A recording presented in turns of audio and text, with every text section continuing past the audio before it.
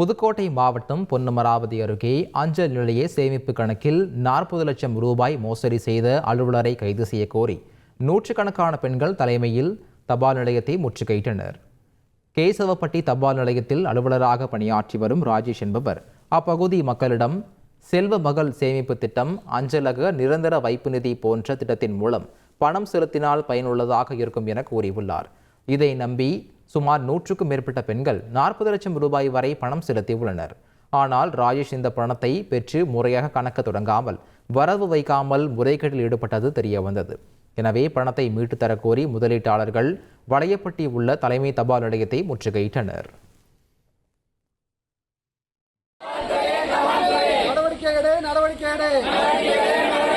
எங்கள் பணத்தை மோசடி செய்த கூலி வேலை செய்து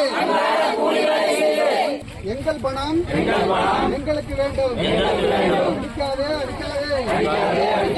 ஏழையின் வயிற்றில் அடிக்காதே.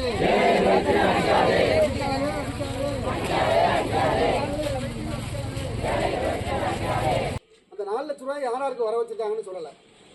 அப்ப நமக்கு அவங்க ஒரு 10 பேருக்கு கொடுத்தா அந்த மாசம், அடுத்த மாசம் 100 பேருக்கு கொடுக்குறாங்க அப்படின்னு ஏதாவது ஒரு நிவாரணம் கொடுக்கறதுக்கு இந்த அதிகாரி.